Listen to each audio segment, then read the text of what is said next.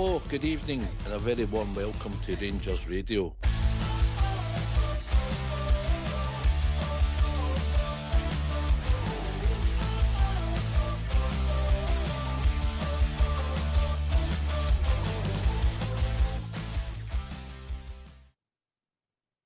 Hello, good evening and welcome. Welcome to Rangers Radio. Join myself, Fox, here on the show this evening is the one and only Albert. Evening, Albert. Evening, mate. How are you? I'm good, mate. I'm good. I've went about maybe half an hour and I've not upset anybody. It's a long time for you. That's a long time, mate. Yes, mate. Do I give a flying? No, not at all. No, do I? No. How you doing, mate? I know you're a big fan of international Brits. You're a star on the internet again. Rangers Radio pundit calls for British national team as if you're the first person ever to mention that, Albert. Oh, I know. And I'll call for it again, mate. I totally believe in it, mate. We should be one team. Had this nonsense for all my life, watching this crap for all my life. I'm done with it.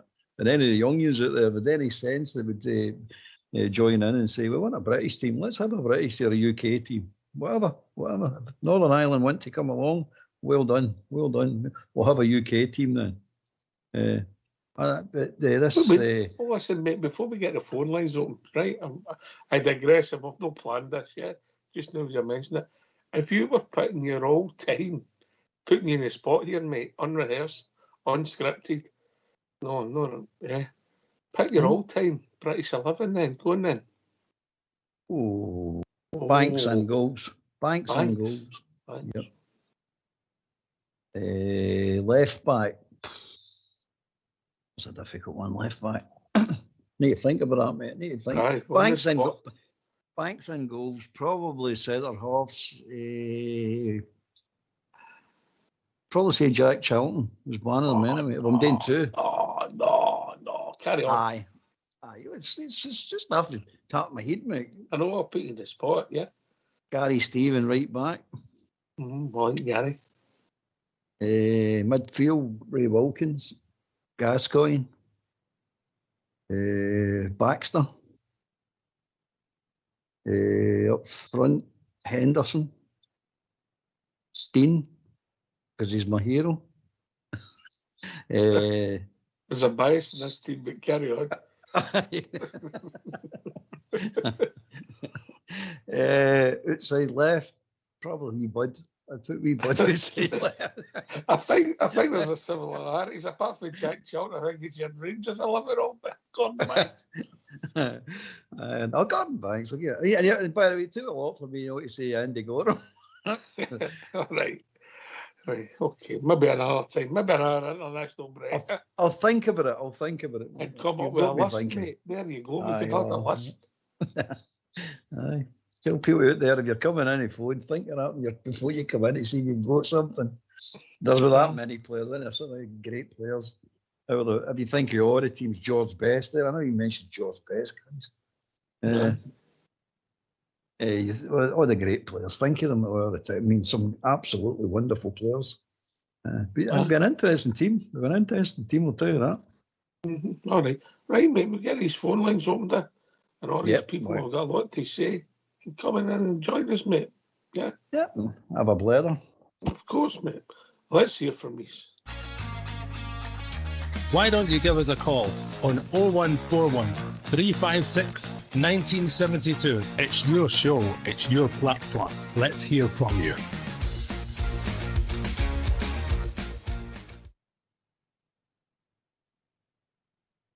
Aye, interesting stuff there. Banks. Aye, he was a generational goalkeeper, wasn't he? Aye. Oh, he's a brilliant keeper. Aye. All right, mate. Interesting. I've never thought about it. Maybe have a think, see what I come up with here. Yep. All right. I wasn't putting Butcher on. I fell out with him. I'm not putting him in. Fox has done his. Do you want to hear it? Aye, go for it. Right. He's got Seaman in his. I don't know if that's what he's saying he's got in his. Oh, his trousers, and that's what he's got in goal, right? Okay. Let me see, right. So Seaman, Neville, Ferdinand, Terry, Cole, Beckham, Carrick, Scholes, Bale, Shearer, and Giggs. Oh, he's not got a Scotsman in it. Or one of us. He's not got Baxter in it. Oh, no. Maybe we'll bring him in and he can argue his case, mate. You're allowed to come on here and argue your case. It's allowed, isn't it? Definitely, mate. Definitely. Tongue all twisted there, mate. Aye, definitely. Yes. Come in and give us your opinion on everything, mate. Everything, anything you want. Yes. Well, hopefully we'll start picking up stuff for the club in the next couple of days. Hopefully we've no more injuries all bear and maybe light at the end of the tunnel for some of the players that's in another couple of weeks to recover, yeah. Hopefully Lawrence will be back and I don't know, Matondo or some Danilo will be in the reckoning, but you'd like to think they're at least further down the road, mate, eh? Well, you'd hope so.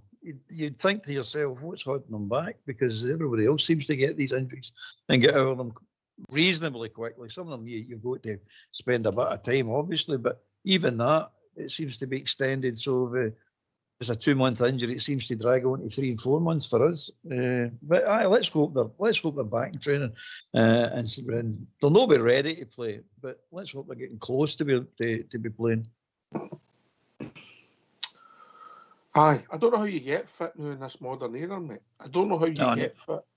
I just everywhere. I know they say there's too much football, but when you're coming back from injury, you used to come back, right? That's him fit, and then you'll be playing for the reserves for 2 weeks, and then you were either straight back into the first team, maybe on the bench when there was very limited substitutes, and you would get some game time if you were lucky, and then within 3 weeks you would maybe playing again. It doesn't. I don't know how it works now, but I really don't. I'll put a number on it if you want, mate. I reckon Ibrox at Rangers are now 70-80% of the male. I'm not counting the last season now. Put them at the side for a wee while. 70-80 male football players don't get enough football. It's just a fact, mate. That's right through all the teams, right down. 70-80% of the players on the books don't get enough football, and that's criminal. Are you saying to me that the 9 substitute rule, 9 subs on the bench, is stupid? Is that the point you're making? It's part of the point I'm making, mate. The four homegrown player rule is just ludicrous, mate. Or 3, is it 4? 3 or 4? It's just ludicrous. It's stupid, mate. It's just a tick box exercise. So there's actually 5 subs. Let's be honest about it. The other 4 are just making up numbers, mate. It's nonsense. Absolute nonsense. It's no doing the boys any good. We've got living proof here, and the boy Fraser, King, players like that. They're not getting their careers developed, and it's criminal, mate. It's absolutely criminal. But that's your UEFA and all the rest of them. They think they've got a think tank up there, and this is a great idea. How many of their great ideas has actually worked over the period, mate? Not a lot. Not a lot. Football, these boys need football, mate. It's not a day way. Oh, we need to protect them. They're professional football players. They want to become better professional football players, and the only way you do that is by playing football. Aye, did we know of a discussion about brazing? Sorry, mate. Say that again. Did we not have a discussion about brazing pipes? Aye. Practice.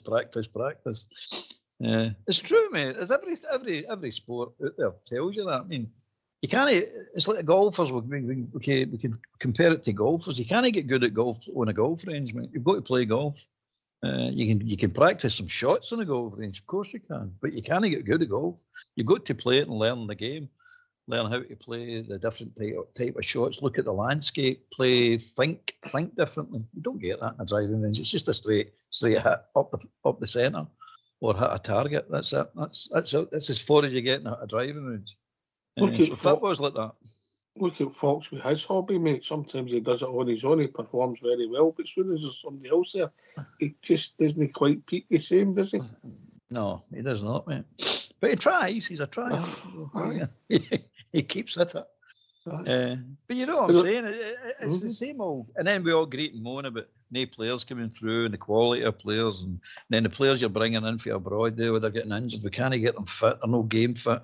I mean, Igamandi's a classic example. I mean, a lot of people are writing that boy off. I see a player there and I'm going, but he's never going to develop the way we're doing it. Never in a million years. He's got to play. And he's got to play at this level. So what was he doing sitting in the Rangers stand and on the bench, or even sitting, no get a game at all, sitting at Auchenhowie? What's that about? It doesn't make sense to me. Maybe I'm missing something because I'm not in a professional game, and we don't actually know what's happening in the background. But we're at the cold face watching it, what's coming through, and it's no good, mate. I can't be the only one that's thinking this. It's no, I don't think you're alone, mate. I don't think you're alone, but. Listen, come back. I'm glad you mentioned Digger Man. When he came on, obviously with the cameos, their place, and then he came on at the D-United, which I thought he'd done really well. And then he's appeared twice at Ibrox, and I don't think he has looked raw. And I'm being polite when I said that. The other thing I will say, mate, he's not really had a chance yet, is he? You know, that you see, which makes a difference. You know, you score a goal, it can make a difference, perception, confidence, whatever you want to call it, Albert. He's done a couple of nice wee things. That's about all he's done. A couple of nice wee things. And he looks if he can handle himself when any physical stuff's going to come his way. But you're right, there's been nothing created. He's not had a header or a shot on target or anything like that. And that's what he is. He's a centre forward. He's going to live and breathe and die on the goals he's scoring, chances made, goals scored, taken, and things like that. So it's too early, but you see the boy's got something. I mean, a blind man can see he's got something. It's just that we need to get it out of him, and we can't do it the way we're doing it. How do we do this? How do we get back? Reserve football again, back to that again? I don't know, but there's definitely this. What is it? The B team with the best of the best. Remember that nonsense for Warburton's time, and that's what we need to do. And this is going to develop players. Well, that's what 5 year on for them. I don't see anybody. So the boys at 15 are now 20. The boys at 18 are now 23, and so on and so on. So who's come through? When are you know a boy? When are you know a boy, Albert? Well, I'm telling you, we've only got a 12-year career, basically. But that's bang average career, isn't it? And some get more, some get less. But 12 years, that's it. So if you're hitting the first team around about 18, and that's what you should be aiming at, hitting that first team at 18, you're done by 30. Near enough. I'm not saying that modern day football, the way they play it now, you could play 52. I mean, 50, 60s because it's walking football most weeks. But they're not going to get through the way it's set up now, and they've got a short career. I don't think their agents. I don't think people are advising them or battering that into them enough. I think these boys are still under the illusion. I'm 18, I'm 19, I'm 20, I'm 21, 22. Tons of time. You're 22, you've really got 8 seasons left to play professional football at that level. You need to be exceptional to go beyond it. Interesting, mate. Interesting, yeah. When are you know a boy? Same question again, mate. When are you know a boy? As far as everybody? No, as far as I'm concerned, mate, if you sign professional forms, that's your childhood basically over. You're earning money for playing football. Same as you walk into going to work. I mean, you get in as a boy, but as soon as you take a wage packet, they're starting to say, right, come on, you need to start learning, pulling your weight, start doing your job. That's life, mate. I don't make the rules. That's just life, and it's been like that since year dot. But did it seem now? It seems to be an nanny state now, that especially in football. Oh, he's a boy. You need to watch him. You know, he's 23, 24. He's a boy. It's a bit like the Yanks. They've got an education system that you're still young when you're 27.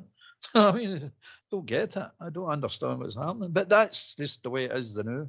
But hey, is there a solution to this? Play more football. It can't hurt. No playing more football.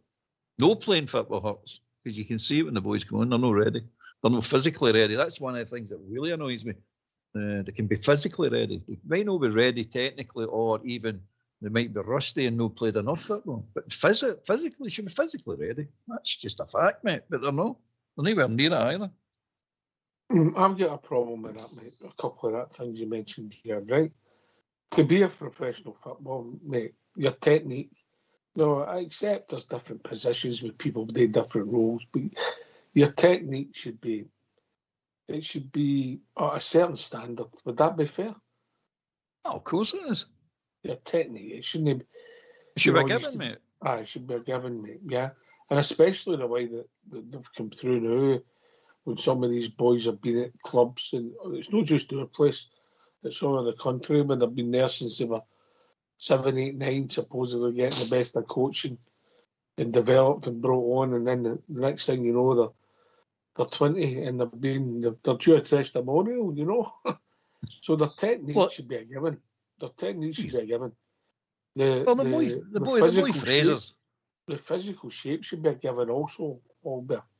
Oh, definitely. That's the one, isn't it? That is the one. You're saying there's nothing to stop you getting your physique right and getting your physicality right. Nothing at all. All the equipment's there, the coaching staff are all there to make that happen, and it's not happening. The dietitians there, the food's there, everything's there.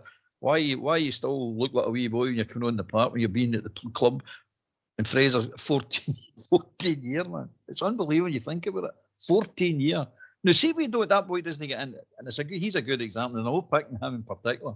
Not saying he's a bad player or anything like that. But that boy, if he doesn't get into the Rangers first team and start being a Rangers first team regular, it's took us 14 years to realise that boy's not going to make it at Rangers. I mean, what's happening here? How's it taking you 14 years to look at that boy and making a judgment on this? And that boy's never going to make it for Rangers. Is he going to make it in a professional game outside the Rangers? I don't know. Maybe he will, maybe he won't. I don't know. But at the end of the day, we're getting these boys on our books, and we're supposed to be bringing them through for the first team or selling them on for good money. With all the time and effort that's getting put into them. And it's not happening. It's not happening. And I don't want to sit and say to myself, 14 years and you don't know if this boy is going to be good enough to play for Rangers the first team. What's happening? That's not right. That can't be right. There's something really wrong here. Aye, listen, mate. I don't know if it's the bridge. No pun intended, but the bridge, you're right. But, you know, that pathway, as they call it, mate, for the youth team to the first team, mate, the way it is just now, there's that constant jump, and then there's nothing in the middle. And I think I read there was 3 weeks since the B team played. And that's before the weather starts getting bad. So there's a lot of things I don't like. But I think that's the whole of football, where it's no unique to our club, if I'm honest, yeah. So what did the B team do for 3 weeks? What are they boys doing for 3 weeks? What are they doing? What are they actually up to in 3 weeks? Be interesting to find that out, wouldn't it? You say, well, you didn't play any football regarding competitive football against any other team. What have you been doing for 3 weeks? I want to know that. That'd be interesting. Mm. Like, table tennis and all that. We're playing table tennis, snooker, pool, things like that. Good at that. Aye. And so you should be. Exactly. You get paid for it. Aye. But it sounds if I'm picking on them, probably I'm picking on them, but it's just frustrating because the club needs players, the club needs this, the club needs that. But every department you look at to say, right, come on, pull their weight and make the club better. It doesn't seem to be happening all over the place. Here's another question for you, mate. Obviously, you need a bit of luck. Aye. Yeah, and that can be the guy in front of you getting injured, or the guy in front of you having a bust up with the manager, or the manager having cojones, mate. Mm-hmm. Yeah. One of the drawbacks, we all know it's a 2-league team up here. You know what I mean? It's you can't afford to drop points. And if the boy goes in and makes a mistake, that might cost you points. Oh, you shan't do this and all this nonsense. That's just wrong way up here. It's not competitive enough with other teams competing against the two of them. The one big team, Rangers, and that semi-big team.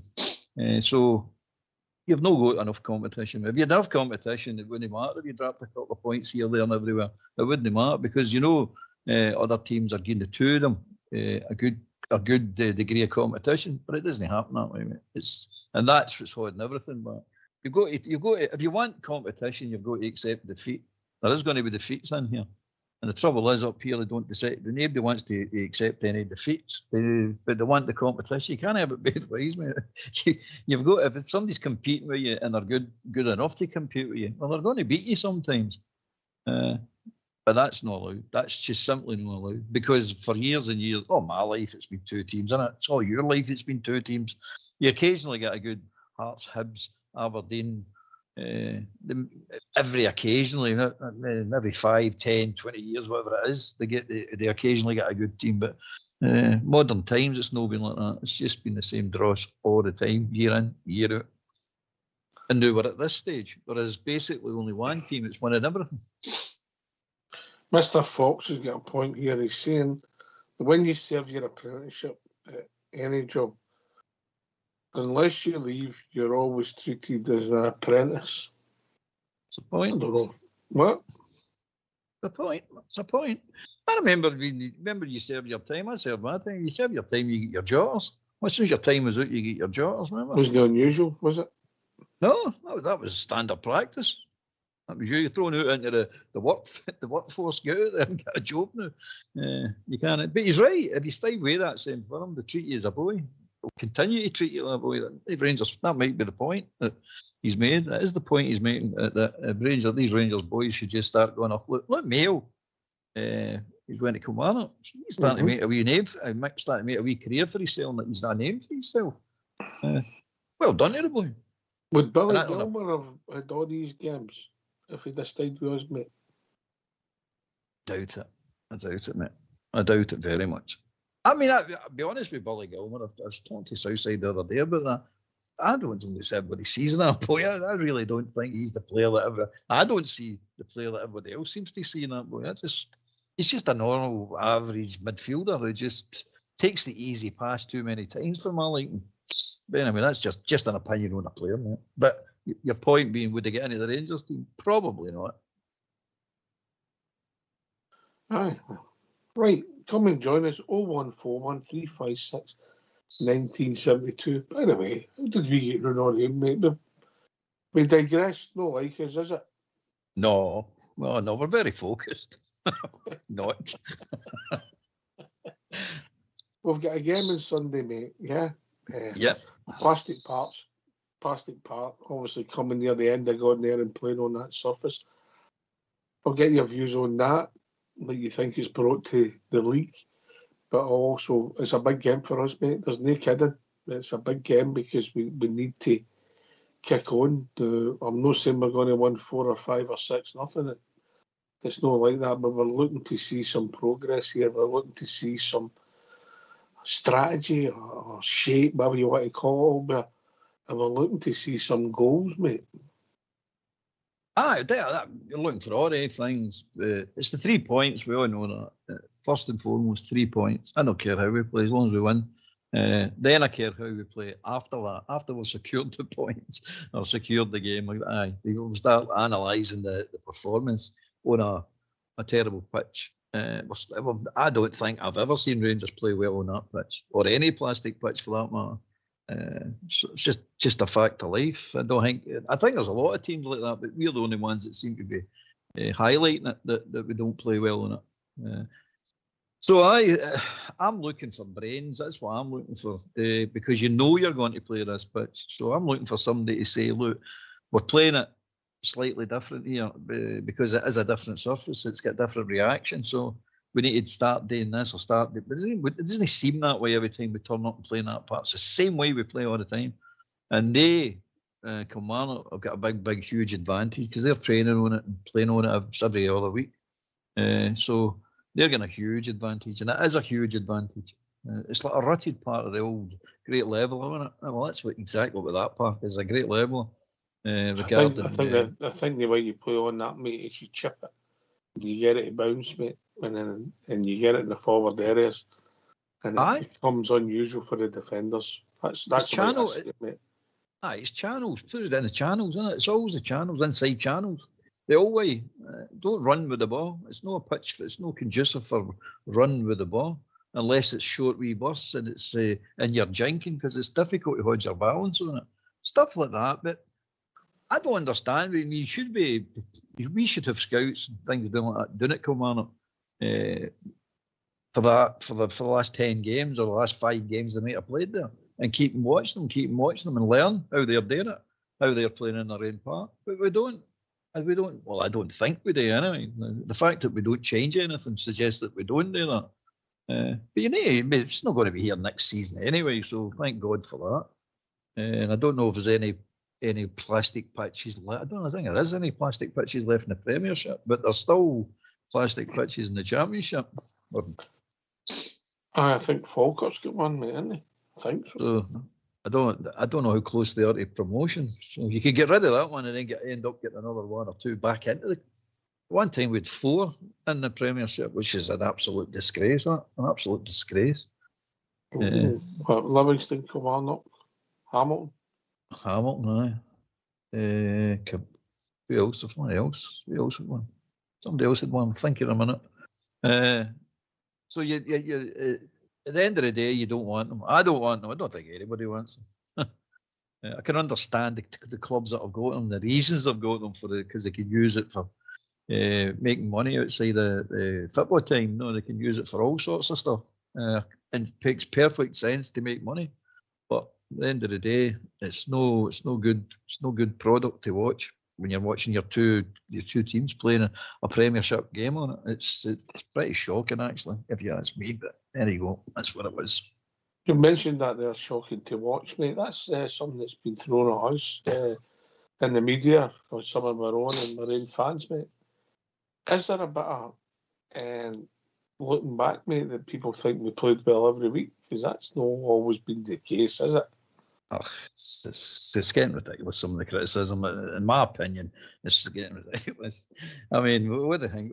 They're looking for the perfect game. What is this going on? I've sat at Ibrox, as we all have, over the decades and watched some absolutely garbage games, but you trundle the result out. That was the most important thing. That is league football, mate. It's grinding results. It's no silky, brilliant football. Now and again, you might get a team that gets you through a season and can do it. Very, very rarely. It's very rare. Most games are hard-fought affairs. We know much football getting played in it. And I don't get this, we're this bad, that bad. We're not that bad. I don't see it that way. I really don't. Are we brilliant? No, we're not anywhere near brilliant, no. We were against Malmo, right? Never heard anybody coming on praising the team when they played Malmo, and they were exceptionally good against Malmo. There is no doubt about that. But you're watching the Hibs game. I mean, the Hibs game was hard and turgid and all this that they're saying. We dig out the result, but I don't think we played bad. I've seen us playing worse, put it that way. And there you are. Left Portugal played Scotland. I didn't watch it. But for all accounts, that Clark was at his games at Kilmarnock. He said that to set that Scotland team up like he does like Kilmarnock. That is his tactics in every game anyway. And there's good players in Portugal struggle to break that down. It really is a difficult thing to do. But we've got this thing in our head that we're the only ones that struggle with a low block. Most teams struggle with a low block, mate. All good teams struggle with a low block. It's a hard thing to break down, but nobody seems to want to get down that road and understand it. End of the day, it's no good to watch. It's bad. We watch plenty at Ibrox because that's what we're up against most of the time. You see Leon coming on, and they played some good football, and they've got a brilliant forward line, and you go, and all of a sudden, that's not right. We get hammered there and all this, and you're going, they're just better. The forwards were superb. Just enjoy good football. Do you want to win? Of course we do. So you get it with Hibs, we're crap. You get it with Leon, we're crap. We played well against Malmo, but nobody wants to say we played well against Malmo. I don't get what's going on here. It's a case of we're trying to build a team, try to build a squad, try to build a football department, basically. And it's time to cut them a wee bit of slack. Aye, well, there's some shoots there, mate. I mean, John Barron, apart from that error against Leon's been fine, tick. Jeff Day, I wasn't sure first viewing. I've actually grown to quite enjoy him, and I think he's got some. So I give him a tick. But Jamie, I give 3/4 a tick. We've not quite seen enough of him yet, but he showed really that the stuff could be there all bit. Yep. Proper settled down. I was a bit worried about his fitness.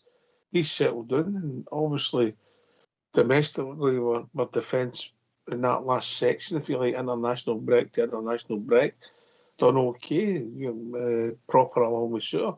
Am I saying that Proper would get in my all-time Rangers 11? No, I'm not saying that at all. I'm just saying that he's been steady and okay. Would I say he's a glowing 9 out of 10? No, I'm not saying that neither. Maybe a 6.5 and rising all there, yeah. Aye, exactly, mate. Barjami's just, as you say, he's just in the door. I mean, you got to give that boy a bit of time, but you can see there's something there in that boy as well. Jeffries, one thing I do like, he's very, very positive, that boy. He's only interested in going forward. When he has to pass it back, you can see it. He's disappointed. He doesn't want to do it. But again, there's sometimes you have to do it. That's just the way it is sometimes. But if he had his choice, he's going forward, mate. He is going forward, no doubt about it. He's going forward, which is a breath of fresh air. But as wee Barron, I think wee boy's done really well for himself. Really, really well. He's made a good account of himself. Is he going to be a future first teamer? Possibly. But if we upgrade, he'll probably drop to the bench. But right now, he's the first pick, mate. No doubt about it. He's the first pick. His attitude, his application, his effort, and his desire to win is all there, mate. And that's what we've been screaming about for long enough. Okay, we want all our players to have that. And that boy's got it in spades. He definitely has got it in spades. Does he get the ability? Well, that'll tell in time.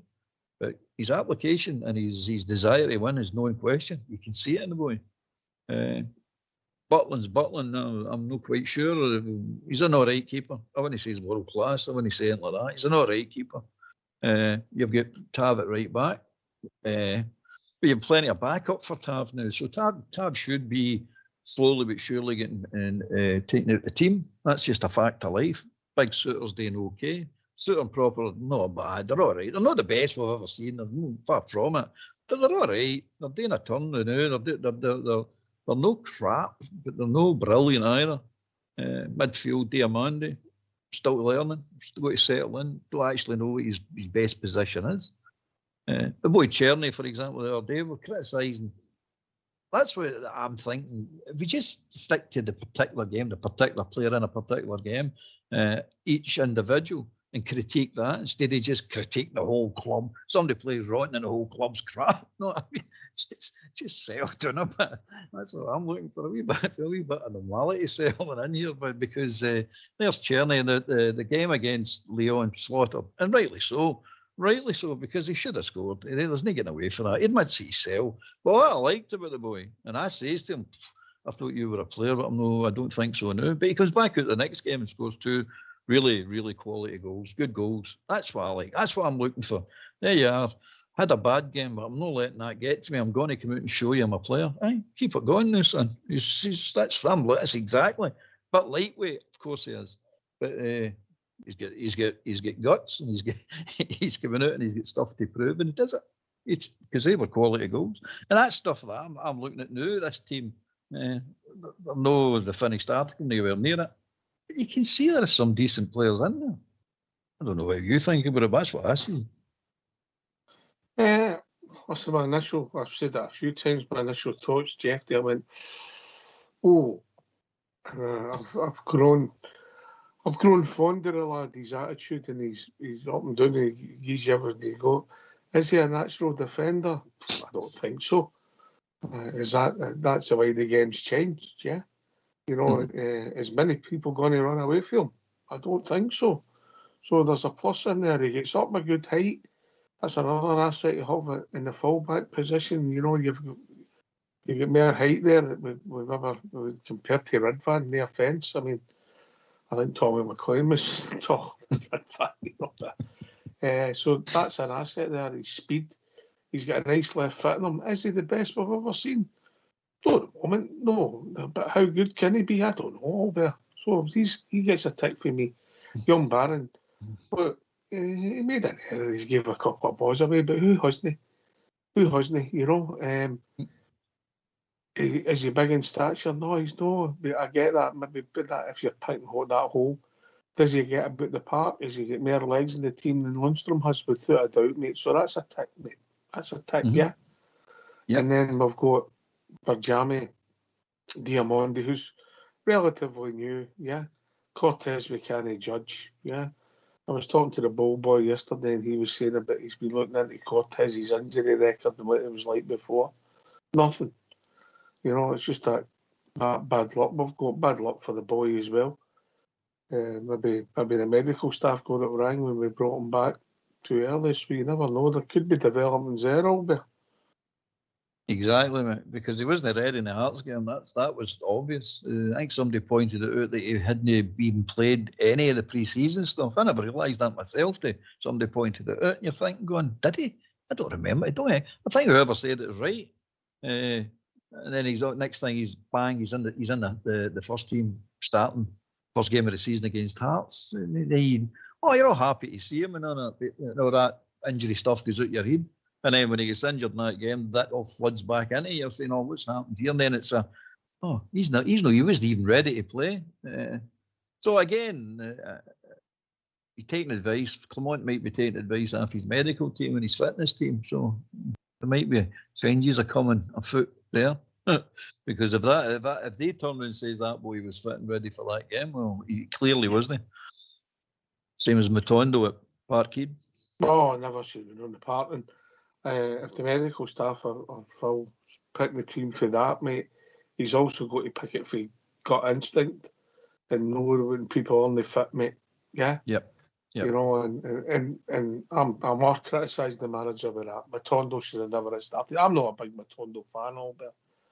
But if you play in the games, you've got to be fit. And by the way, if you play in any game, you really should have a hamstring issue, mate. It's no right. It's no right for your teammates. It's no right for the individual, yeah? No, it's no, mate. Again, this is background staff, manager, whatever way you want to put it, mate. But whatever it is, they should have been starting. There should Cortez been starting against the Hearts team. People might say, you can't make that an excuse. Well, it's maybe not an excuse, but it's definitely a factor. You can't say it's not a factor, but it's a factor. And one we draw and one we get beat. Sit say to yourself, no, did it have a big effect? No, putting the ball in the net had a big effect. That's what caused their results. Because we had chances in both of the games and couldn't put the ball in the net. Aye. Okay, I've got Jennings in goal. Right. Jennings. Right. Kenny Sanson. Right back. Mm-hmm. I'll come back to you. It's difficult, isn't it? You've got the whole of Britain to choose for. It's difficult. Oh, right. Let's hear from you. Come and join us. Why don't you give us a call on 0141 356 1972? It's your show, it's your platform. Let's hear from you.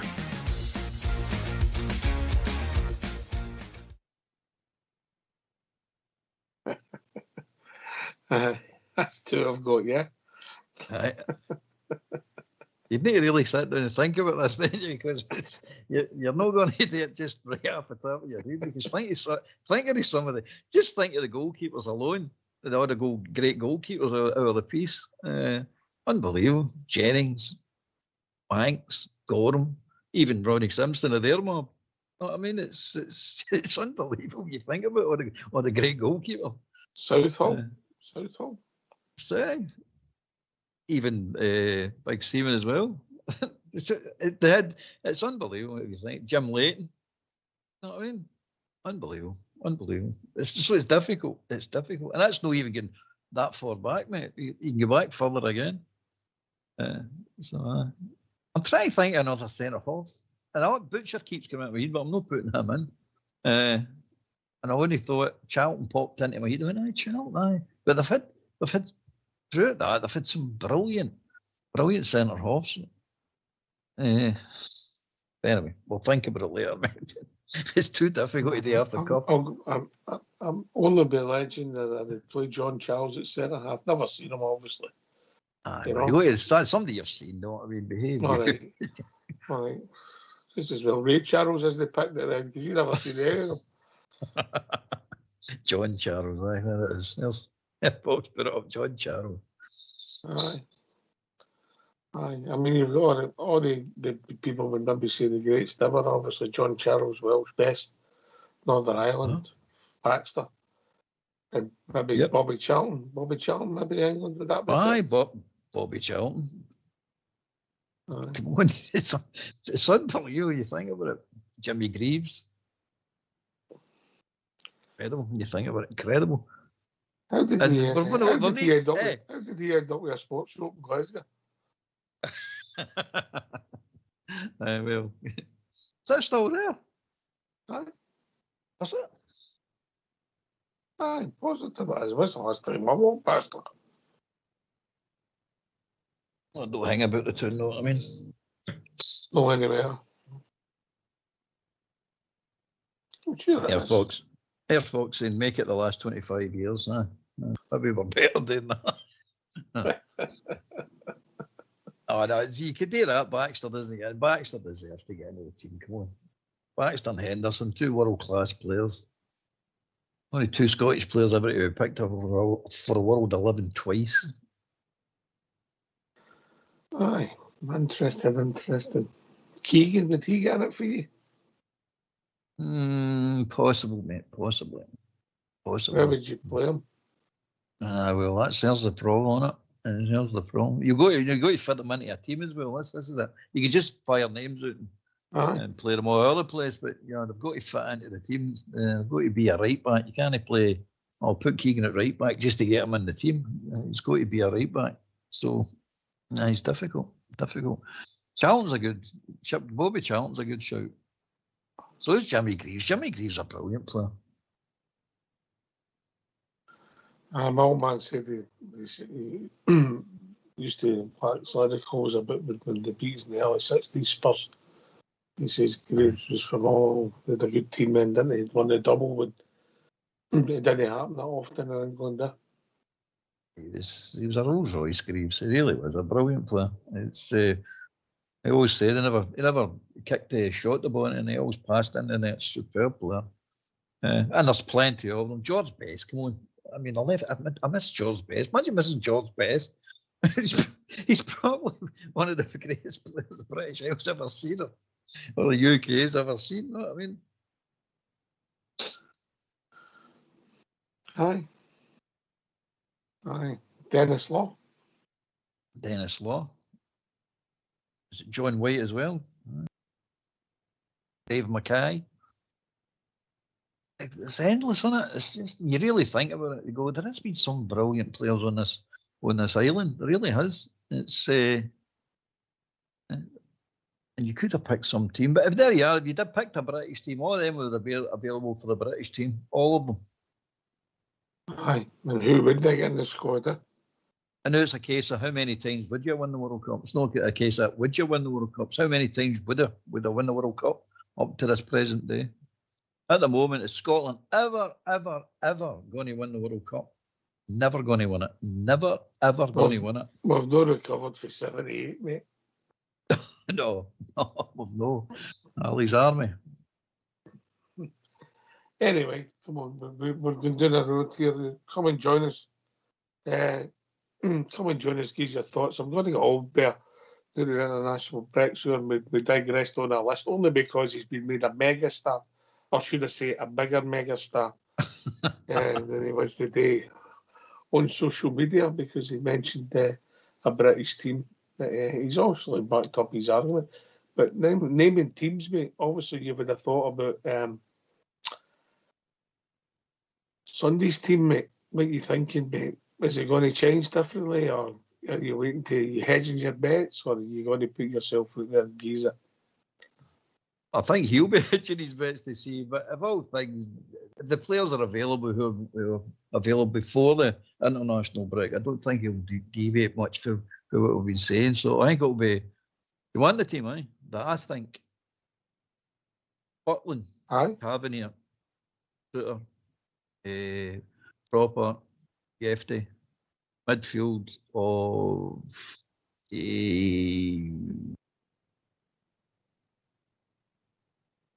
Diamandi and Barron. I'm taking wee Raskin out of it. Lawrence, And up front is Burjami, Dessers and Tierney. So pretty much no many changes, mate, if you're being honest there. No, there's none, mate. I don't think he'll make them either.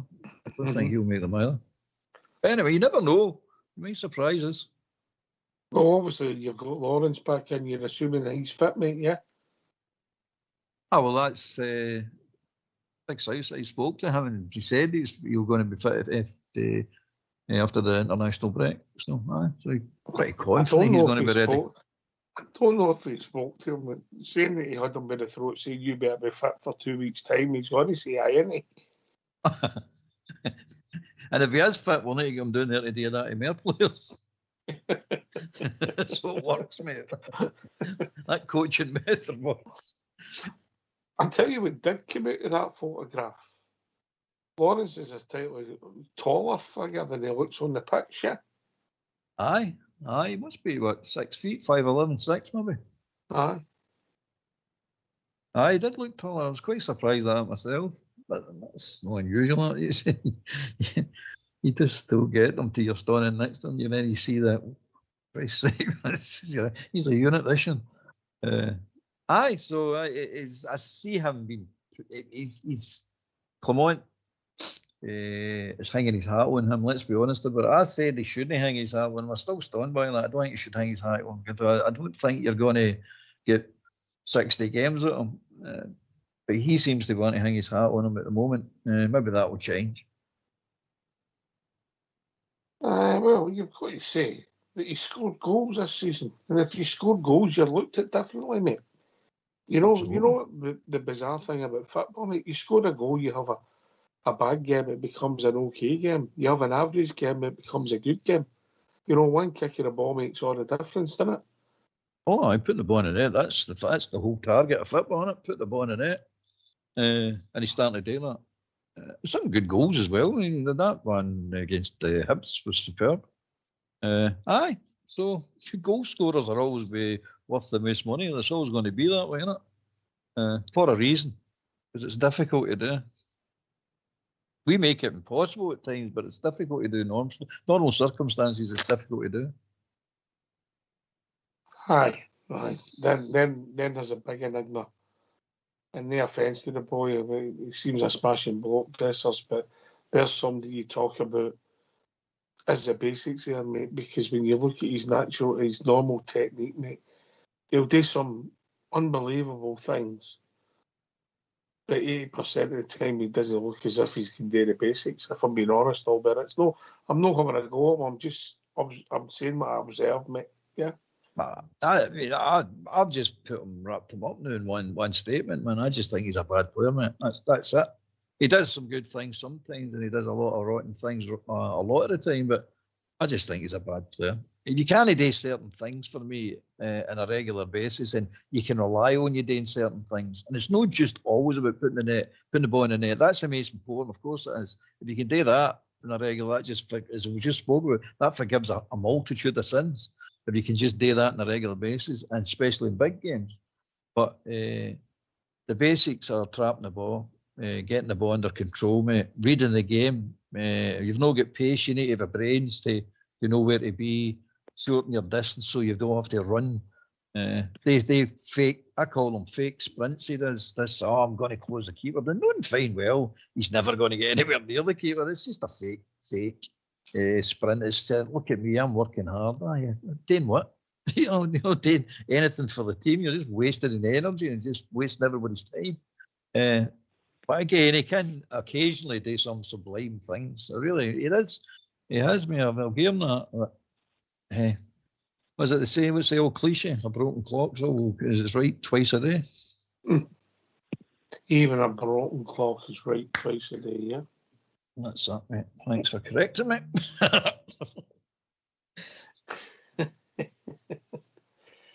Aye. Us and would you be confident if you were running up from midfield and you went to play a ball pass with Dessers?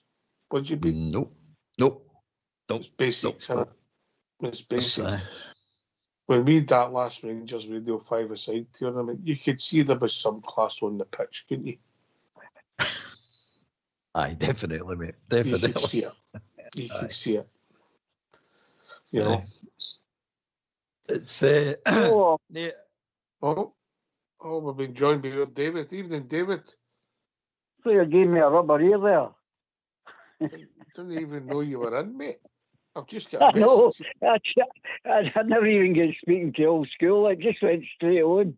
And I said, we don't know I'm here. Listen, you know me, Davey. I don't give you a rubber ear. I just give you a dizzy, leave you at train station. Brilliant stuff. Brilliant stuff. Listening to the earlier points when you're talking about, certain players for the past. That's my forte. But I mean, you'll never ever get that back again. It's a different generation, and you're talking about some of the conversations we've been talking about. We need this kind of player at Rangers, and top players. They don't make them anymore. And what's got a lot to do with that is the rules of the football at the moment. It doesn't allow players like that. But you're talking about a different generation who were brought up playing football night and day. That's not happening here. And there was no foreign players. You've got all this simulating, diving about, and the kids watch it and they start doing it at school. So we'll never get back to all the names you were talking about there. You look the now and think, who could you turn around and say, just in Scotland itself, name me some player at the moment that's going to stand out in 5, 6, 7 years' time? Well, there's a boy, Liam Miller, that keeps getting mentioned about, and I can't judge him, mate, because I've only seen him against us, yeah? And he didn't do a lot. I don't watch a lot of other football. But he's grabbing the headlines. Would that be fair, Albert? He is, mate. He is. I mean, I'm the view. I didn't pay much attention with her, and he didn't.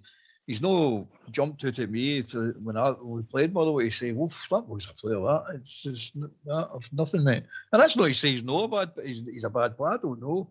I don't see. I don't watch the boy a lot, but he has grabbed the headlines, and for all accounts, he's got rave reviews for a lot of people. People are saying Rangers should sign that boy. Should sign that. Other people are saying he's out of price range now. He's gone. We should have signed him maybe a year, 2 years ago, maybe. Maybe around about, I don't know what age he is, but maybe around at the time that Lennon Miller. Maybe about the time we signed the boy Bailey. Bailey Rice. Did I see Leon Miller? Lennon Miller. Sorry, carry on. The two of them came, and obviously Bailey was the one that was meant to be slightly ahead, and that's your argument in a nutshell before I go back to Davey. One's playing football and one's watching it.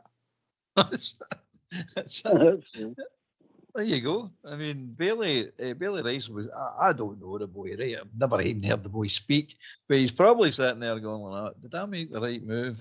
Financially, probably made the right move, but did I make the right move to progress my career going to Rangers? And if you look across at what Miller's doing and what he's doing, you probably say, no, it wasn't a good move. He's probably doubting what he's done now and saying, that was silly, that was stupid. Maybe he's doing that. I don't know. As again, you don't know what's happening in the background. You don't know what's day-to-day stuff happening. But if you're talking about just football and getting chances in first teams, I think he might have been better staying at Motherwell. I don't understand why we don't lend them back to Motherwell. Why we keep them in our team out the way? If Motherwell was ever going to play him, and Motherwell seem to be playing boys now, he might be better getting loaned back to them. See, they done that way. That Lennon Miller, they done that the same way him. They done it, obviously, the Lennon after his dad, and then Miller Street where he was conceived.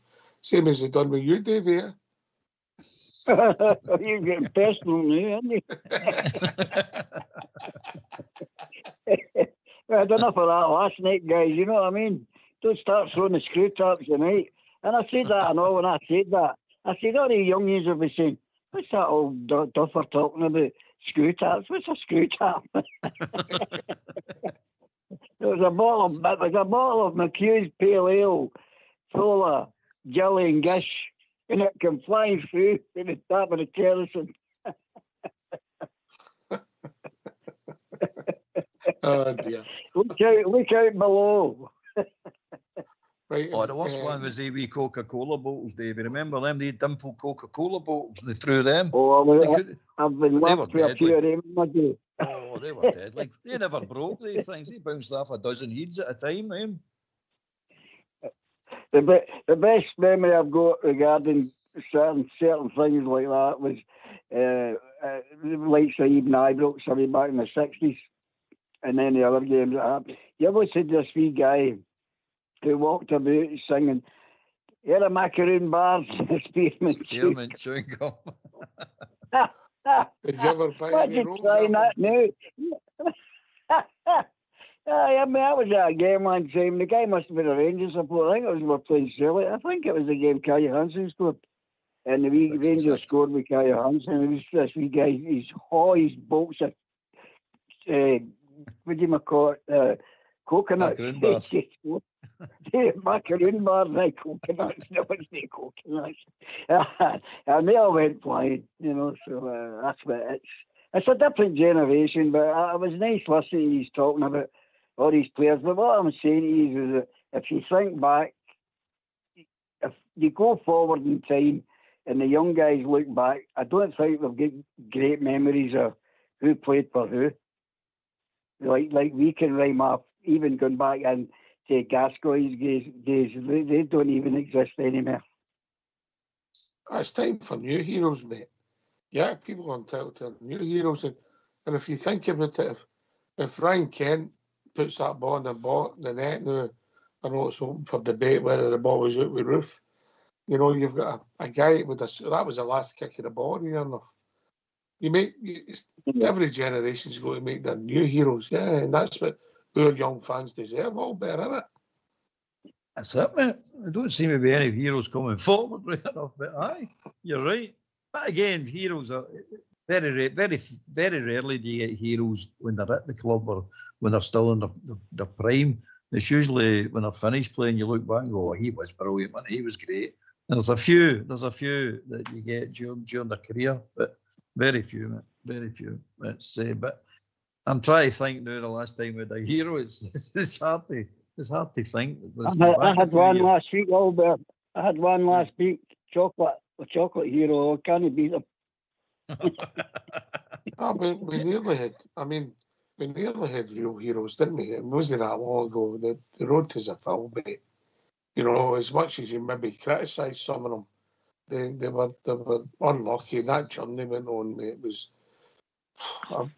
You couldn't say it's once in a generation because we done it in 2008, but I don't know if it'll ever be repeated, mate. No, the Seville journey was superb. Couldn't finish it off, and that's a pity, mate. That is a huge pity. And then they would have been looked at for heroes, aye. Oh, I mean, if they win that game, they're basically not buying another drink or a meal in Glasgow ever for the rest of their lives. Let's be honest about it. They'll be held in high esteem. But again, if buts, maybes, they didn't. Came so close, but didn't they manage to get over the line? That's just a pity. Just a pity, mate. Aye. Right, anyway. We've reached that time in the evening. Any preference for a tune tonight, David? Butter and Goose Butter on. They're all good ones. Right. Sing away. Right. Get yourself a mute because we're going to have a tune.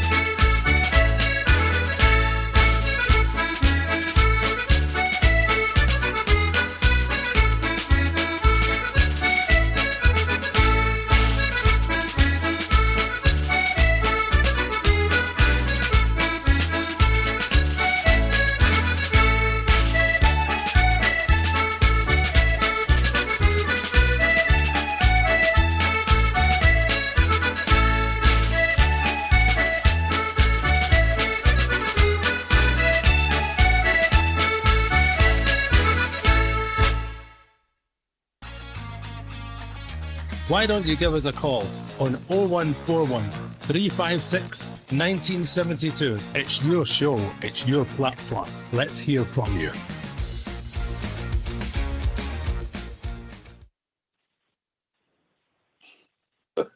Well, if that little medleyed very long, we're right going to the last tune up. Oh, that was Gay Gordon, that, right up doing that hole there with her. She's like, this is magic. Great tune. You met a dashing white sergeant man, Davy, weren't you? Oh, the Gay Gordons. You can't say that. You can't say that now. Well, can you know? You just No, did. no, you can't. Oh no, you've got all the pride punters all gone nuts. Oh, your mates. I'm over the hill and far away there, guys. Don't worry about that one. Right, No belonging my birthday. Here we go again. I'm racking up the miles. Guys. You can't get rid of me that easy. You keep turning up everywhere I go. You turn up. Everywhere I go, you do a bonger on me. Great show. But I think what we're talking about there, I think you've got a very valid point about you're talking about to the past eras. We go and I remember when we done that, and it's not going to happen, guys. That'll be memories for even at your age. It's going to be a distant past eventually, because you look at the squad we've got. I mean, how many Scottish boys have we got there? And that's one of the biggest problems. That has been for years. What is that for? Is that for domestically or for success, mate? Because if you look at every team, you know, and I think I read somewhere, and there was a game in England. There wasn't an English player in the top flight. I mean that the world football's changed. But if you get it right and you can get a group together, you don't have to have the greatest players to have a successful team, Albert. You know? No, it's the whole and the sum of the parts, no, that carry on. It's true, mate. You don't have to be 11 brilliant players. Certain positions, like a goalkeeper, needs to be good, right enough, really good. But 10 outfield players, you can build a team. If they play as a team, you can be successful, no doubt about that. It's been proven in the past, mate. You do get brilliant teams every now and again. The 70s Brazilian team, for example, that's the best team I've ever seen. And you've got the Real Madrid teams of the 60s, superb teams. But the majority of teams are not like that. The majority of teams are made up of some good players and some average players, but the gel lovely for a team. So, it can be done, mate. As I said before, and I'm a wrong record with this. It's no easy building a team. It's only certain in my lifetime 5 managers through all the divisions of Britain that built teams in my eyes. It's no easy. It's definitely no easy, mate. But everybody thinks you just buy players, bring players in, and it all works out. It doesn't work out that way. If you want proof of it, just look at some of the teams down in the Premiership with all the money in the world. They can't seem to build a brilliant team. And then other teams can. It's just it's difficult, mate. Really difficult.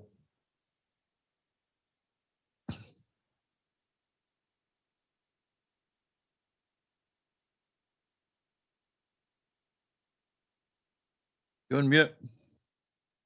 Me? No. No, him. He's on mute. He's doing a bridge. Oh, No. he's doing a bridge, man. Listen, I want to take you two fine gentlemen doing a wee walk down memory lane. Yeah, and by the way, it's not a dementia test, so don't worry, yeah? If it's a dementia test, but me and Davey have failed. I'll tell you that right now. Just ask us anything about a railway. We'll answer it. Carry on. Oh, I tell you that now. Listen, what I will tell you, he forgot where I told him he beat me the last time. Yeah, you carry on. Right, I'm going to. One's no so long ago and one's a wee bit back. Yeah, both famous games because of the circumstances and involved in playing against them. On this day, 2020, which is hard to believe, it's 4 years ago when we played against them, and Golston scored the 2 goals at their place, yeah? Yeah. COVID. The COVID game. Albert, do you want to have a stab at the team? Aye, let me go. Let me see now. Right, McGregor, Tav, Golston. Let's see, was Helander playing? I'll put Helander in there. Yes. Left back Barisic. Yes. Midfield. Jack. On the bench. Well, Arfield. Doing well there, you're doing well. Who else in the midfield? Bagaribo in the midfield. Kamara. Kamara played. Aribo was on the bench. Arfield was playing. Arfield was playing, aye. Kamara was playing. Kamara was playing. Kent. Morelos. You're short of 2, mate. Kent, Morelos.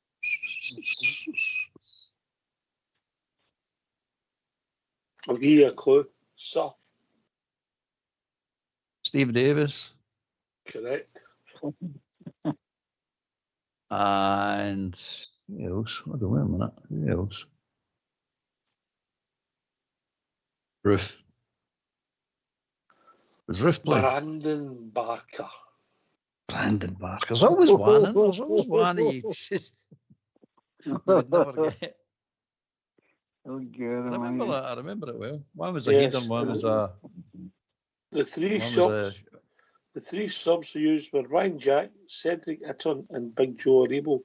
Unused subs: Calvin Bassey, Hadji, Jermaine Defoe, Jordan Jones, Big Balogun, and John McLaughlin. There you go. On this day at their place. Not a bad bunch, was it? No, he built a team and he built a squad, yeah. And it was an expensive squad for Scottish football. And when we held on for too long and should have let players go at the end of that season, that's a whole different debate. But that particular day, we loved each and every one of them. David? Yeah, you just nailed it there. You nailed it at the board there about that is when we should have changed it. And then we gave it contracts to like Golston and things like that. That's when we should have.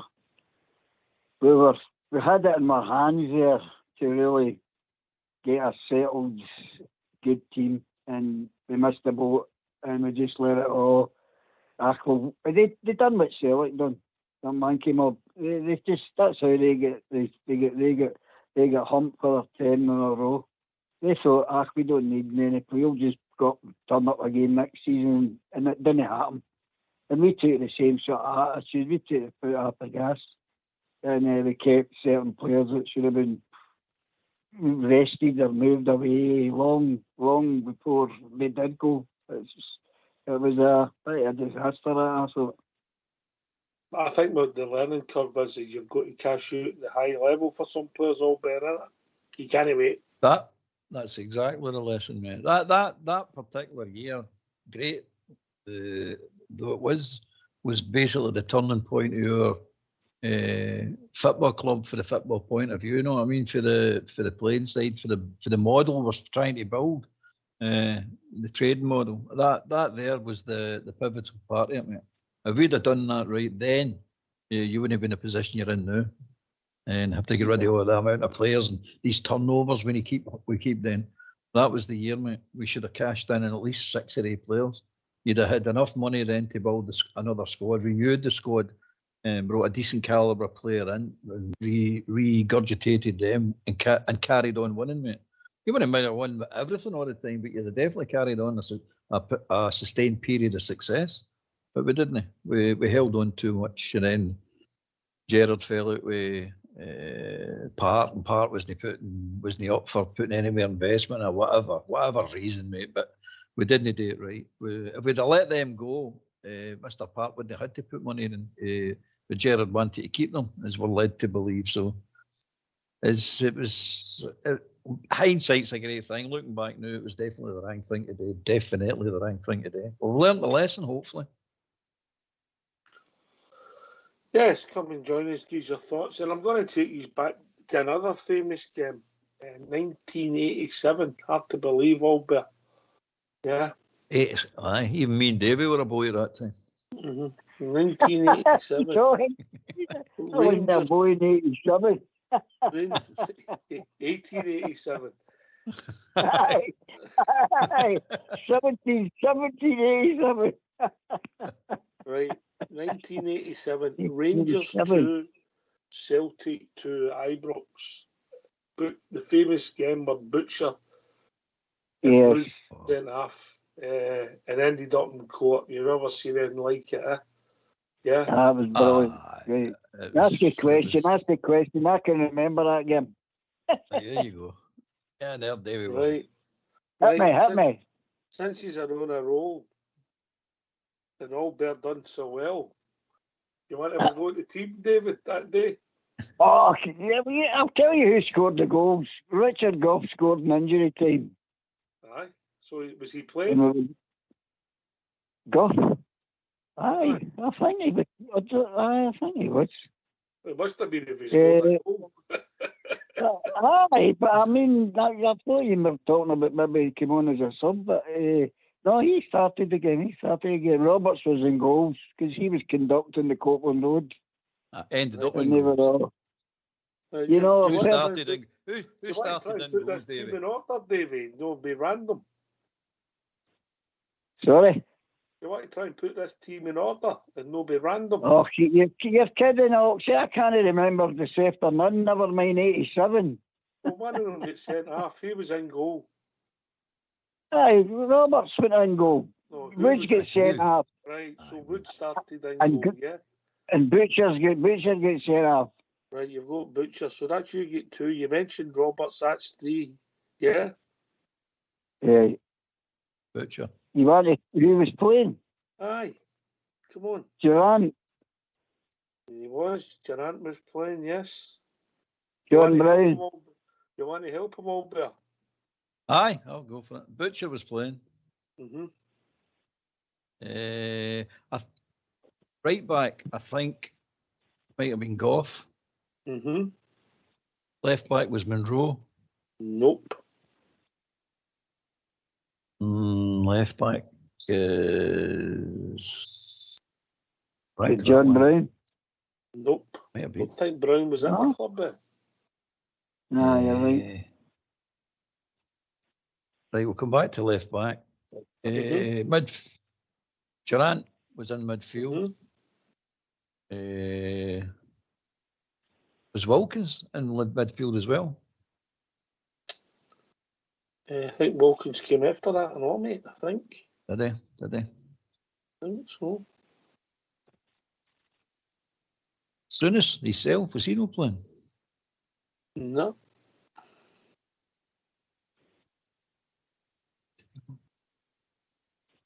Derek Ferguson? Yes, he was playing, yes. Who scored the first goal? Scored a lot of goals.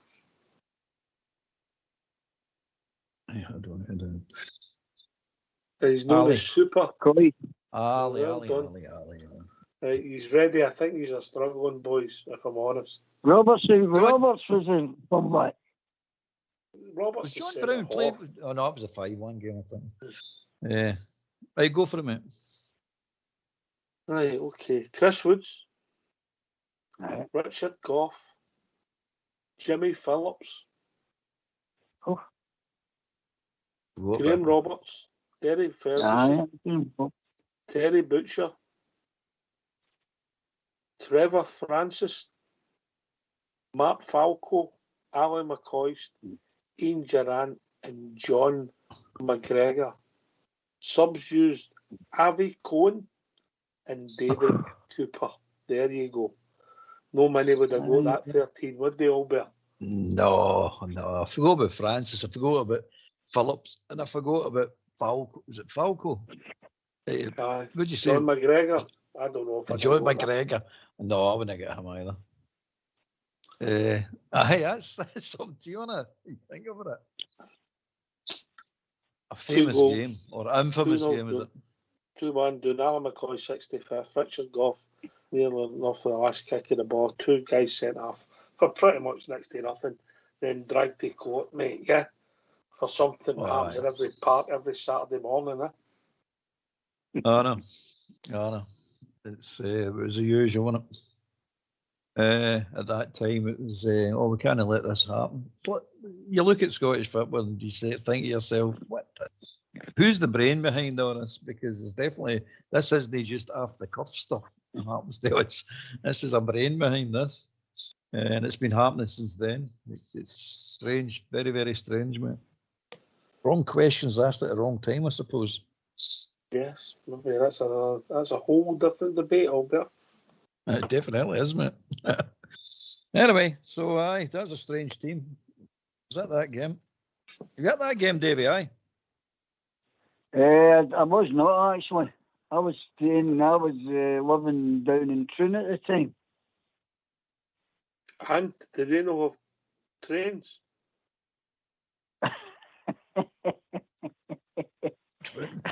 I was getting through my fifth divorce. So you couldn't afford to you get through his fifth one. That's the point he's making, David Albert. What's that? He's a Warren Beatty. He's a Warren Beatty at Rangers Radio, old David. It's good to hear you laugh. It's good to hear you laughing, guys, because I think lately this negativity's been creeping back in. And as I was saying the other night there, I don't like even mention that puddle drinkers, but when that kicks off like that, they love all that garbage. So we need to it's great to answer questions, but you've got to put them over properly. You know, you just don't feed that mob nothing, you know. And I think a lot of things we've been talking about are pretty negative. But we've got to look at things are going to get better. We can't keep them. This is needing done. We all know this. We all know that about what needs done, but it's not an easy fix. And then they're jumping on the manager's back, and I could jump on his back or not, but that's not going to do any good. And you've got to give him the 110, 20,000 support percentage and get right behind them and let people, let them hear it in your voice and the way you're expressing yourself. This negativity. And it'll be the same Sunday. If this doesn't go to plan, it'll be, here we go again.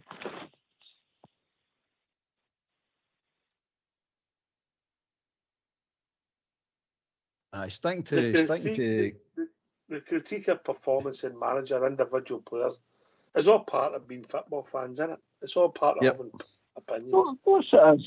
Yeah. To talk about it after the game and say, the goalie had a nightmare. It is what it is. It's part of the game. Is everything perfect at our club? No, it's no. Has it ever been everything been perfect? If you're honest, never. There's always things you can improve on, yeah. The one that gets me, I mean, there's a few things that get me when I'm talking about this. I mean, a lot of people are shouting about the positions that are no filled. If you ask the same people, what do the people actually do in Ibrox? Maybe will tell you. But we want one. We want a CEO. What does they do? Don't know. Oh, but we want one anyway. What does a director of football do? Don't know, but we want one of them or not. I'm not saying we should know it, but it seems a bit strange that we've actually managed to complete a new part of the ground for the disabled fans, and it's a fantastic piece of work. Okay, it was late, but it's still new there, and it's a fantastic. We're actually 5 points behind in the league. Now we're a quarter of the league gone. We're still in the league. We're in the semi-finals of the League Cup. Well, we're there. We've been beat. We won one game in Europe. Get beat 2 games in Europe and drew 1 in Europe. We're still in Europe. We're still battling away in Europe. We're still in the Scottish Cup. It's not even kicked a ball in the Scottish Cup. And I'm looking at going, so what's wrong with this? And we've done all this without a CEO. We've done all this without a chairman. We've done all this without a director of football. So there's positives to be had, mate. the team, some of the players were brought in, Jeffrey, you see the potential. The boy looks if he's going to be a good player. The boy Casemiro looks if he's going to be a good player. Barjami looks to me if he's going to be good. Cherny blows hot and cold, but you can see the boys has scored some good goals. Wee Barn looks the boy's been running about dead his jet, playing really well.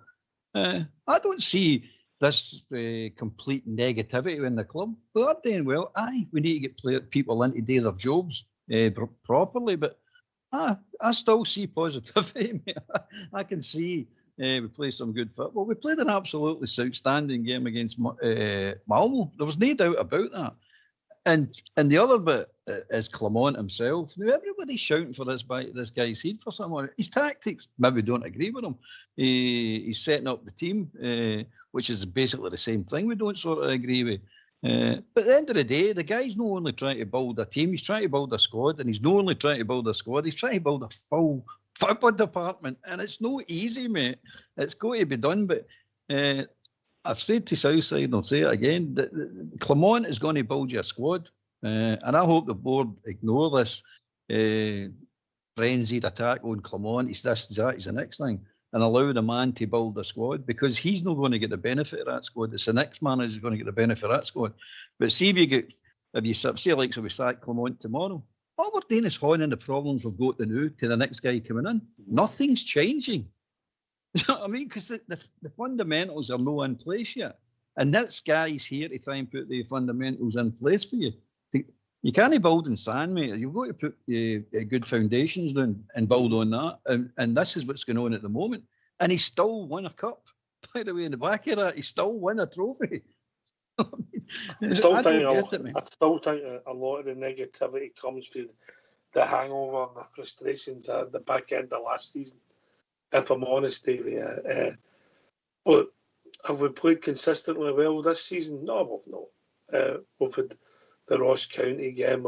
We played well, scored 6 goals at Hampden, beat them. Yeah, the game that we were at together. Yeah. And then you've had the Malmo game away. Arguably, we've done all right in Kiev as well.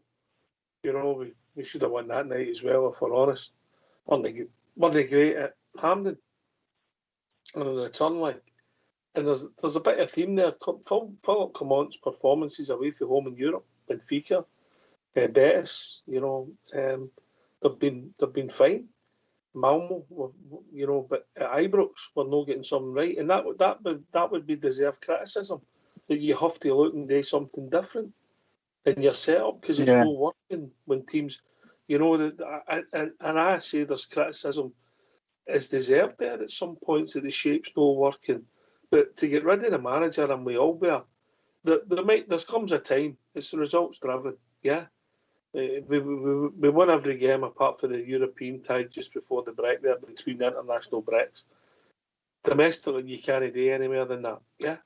If we do the same in this next spell, we'll slowly, we hope the momentum grows. And it's an if, because I'm not predicting we will. I'm saying I hope we will. Different things. But if we get rid of the manager at this point, now people will not like him. That's every manager. Every manager that people will get issues with for certain reasons. Doesn't play that player? Want to drop that player? Got his favourites. Don't like the shape. That's some of the things that I would say, yeah. I don't like the 4-2-3-1. It's not that I don't like Clement for doing it. I don't like the system per se, David. Yeah. Oh, yeah. You know, Bears. Your trees are spot on. But the negativity is because every club in a planet has got supporters who will be at one point negative, show or listen or express themselves in a negative attitude. The problem we've got, I think, is we've got thousands and thousands of supporters. A lot of clubs don't have that. So you're going to get more people. I mean, I've mentioned it before on the show when I've seen the jersey. I want to see them against Partick Thistle, 6,000, 7,000. But that's I never left that and said I'm not coming back. Yeah, I'm listening to that quite regular now. Oh, I'm not going back. That's great rubbish there, this, there, that. That's not the way you look at it. You support your team and you support Rangers through thick and thin, through all the hard times, the bad times, the good times, and everyone's got. You got to look. Life doesn't work that way, and to people to get on this guy's back and say this is not working at this point is what Albert says. It's a nonsense, a total nonsense. I've only got a few things to say to you, Albert. Don't look so sad. I know it's over. You quote a song to me here. Davey was singing it, wasn't he? For the good times. Aye, all the good times. Aye, definitely, mate. It's, but you know what I'm saying? There's positives to take out of everything. I know guys are jumping up and down, and I can understand it all, but at the end of the day, we don't want a pile on here. I mean, there's enough Rangers haters out there that have a field day with us. They have a field day with us, mate. We're right to criticise when we deserve to be criticised. I'm not saying we don't. I'm not saying anybody's no entitled to their opinions. Of course they are. I mean, why you're in. But at the end of the day, just be careful what we're doing because we don't want the pile on. And I'll criticise Rangers. I will definitely criticise Rangers. And I'll criticise the team game by game and player within the games game by game. And that's, as you pointed out earlier on, that is just football. That happens in every era. That's just football. But to pile on at the club all the time, it's not right, mate. It's just not right. We just need to bite the bullet and see what's coming and hopefully it will work out. Hopefully it'll work out, mate. That's all you can do, mate. There's nothing else you can do. If you don't win enough football matches, ultimately, and the managers always paid with their job. That's the way football is. Yeah. That's it. We've not invented the wheel. That is what it's been all along. For the invention of football. If you don't win games, you don't stay in a job. Simple. Somebody's got to win. Somebody's got to lose. At the moment, we're going through a bit of a sticky patch. Off the park more than on the park because we're hard Moreno on the park. We're still in all the competitions. Nothing's concluded yet, mate. Nothing. So I don't know what all the flaps about. We're still in there and we're not playing. The good thing about it is we're not playing particularly well, but we're still in there. We're hanging in. We're the only way is up. The only way we can get better and better and better. So hang in there. Stay with it. Apples, as I keep saying, will grow again. Bigger than better. Hope you're right. Right, so you gave us your team, Albert. Do you want to give it again, mate? For Sunday and see what David thinks, yeah? My team is Butland, Tavernier, Suter, Proper, Jeffrey, Diamondi, Barron, Lawrence, up front, Barjami, Dessers and Cherney. Yeah. What are you thinking, David? Good team, but when they play Tavernier. And I'm not keeping on harping on about this because it keeps coming up and up and up. Well, you rest them, play that other young boy who was playing for his country. He seemingly Casaviro. Yeah, he seemingly had a terrific game. When's he going to get a game? Well, what's going to change? And that worries me about the manager. It's blatant for everybody to see. Now, they'll just go for Tavernier. Because I think they've got a wee flying machine guy that flies up and down that wing, and he's dangerous. Can't remember his name. But every time I see him against, he roasts Tavernier. So, I mean, the team, Albert mentioned, I'll go with that, but I think Tavernier's going to take a wee back seat. I know we Robert are not like that, if he's listening, but to me, he's the weakest link there at the moment. Albert, right to reply? Oh, well, the Tavernier, I mean, Robert said that to have the team. He did say that last night. I heard him saying that.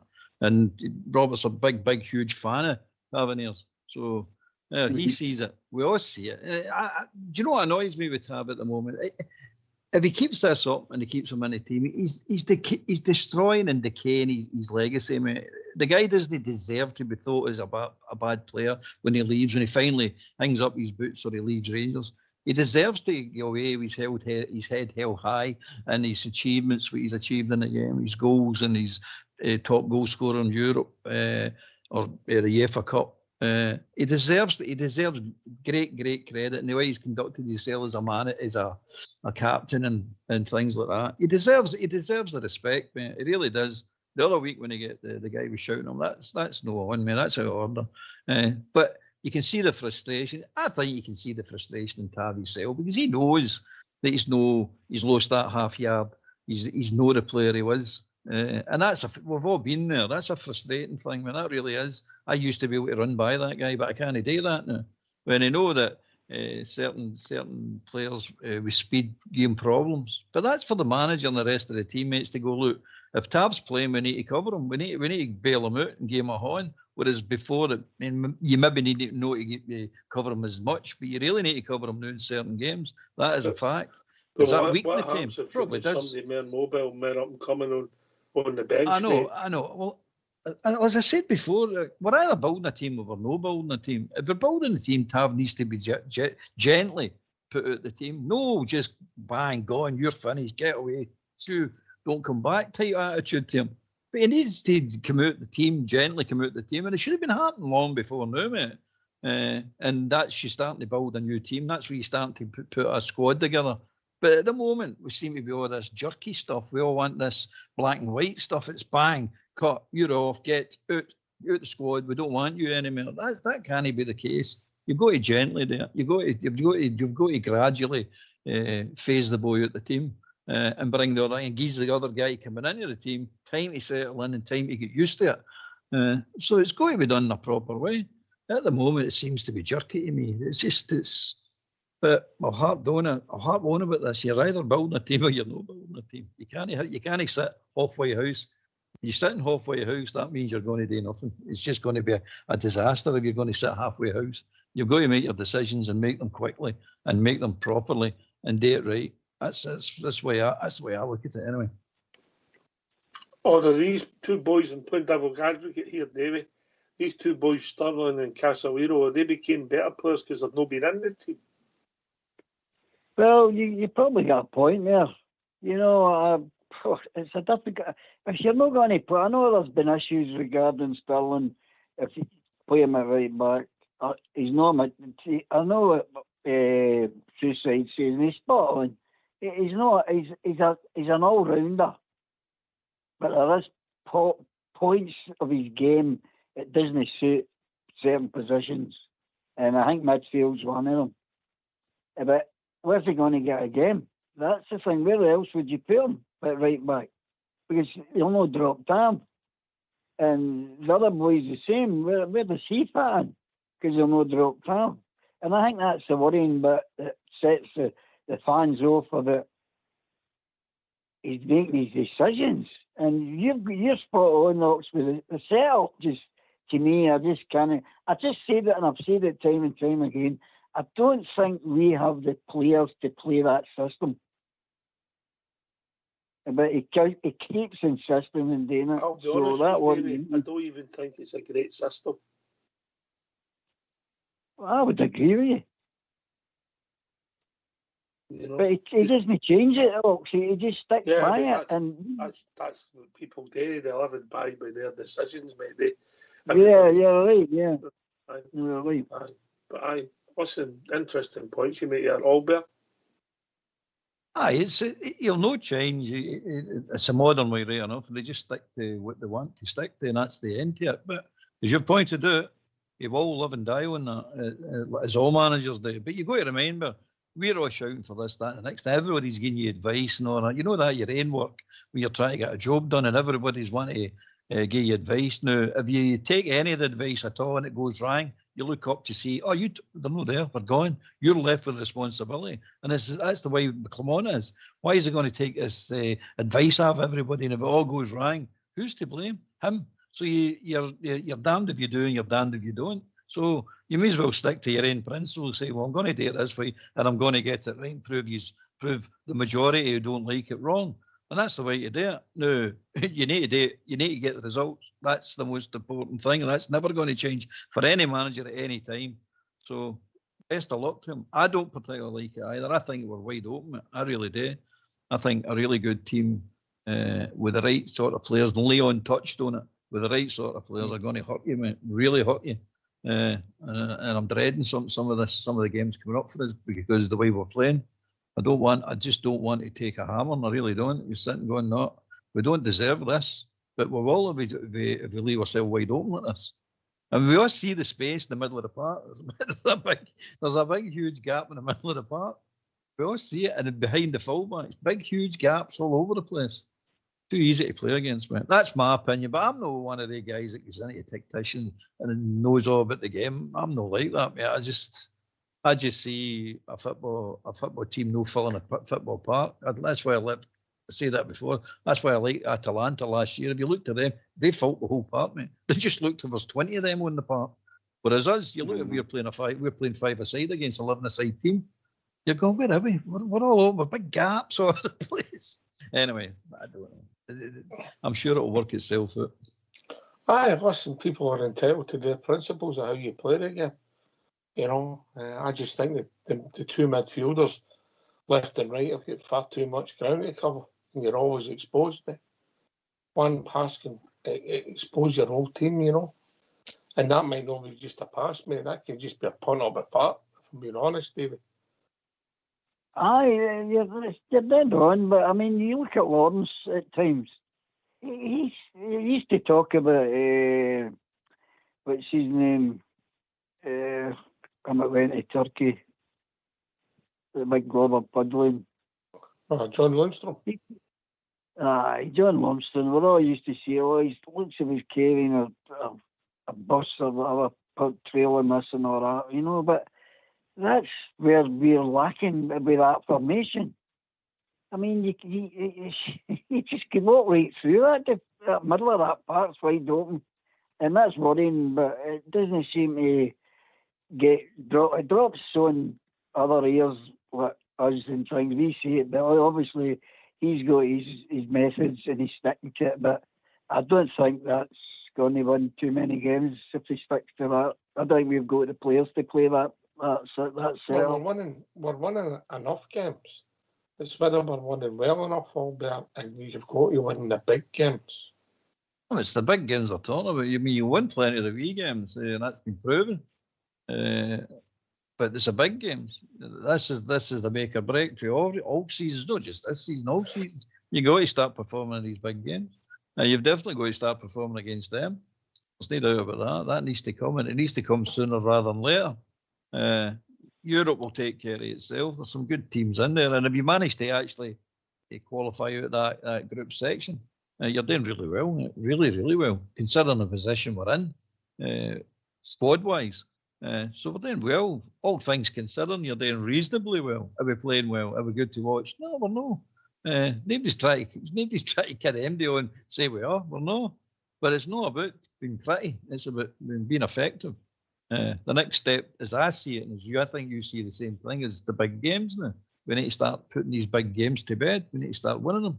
And that again is partly to determine what Vermont stays or goes. It's part of, but I think it's too early to say the now that he goes, because as I say, he's building a squad for you. That's what he's doing. That's what he's here to do. Mm-hmm.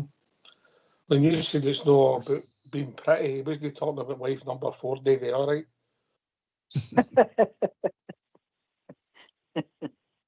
No, the thing I'm worried about as well coming up the weekend, I'll tell you, have you seen the weather forecast?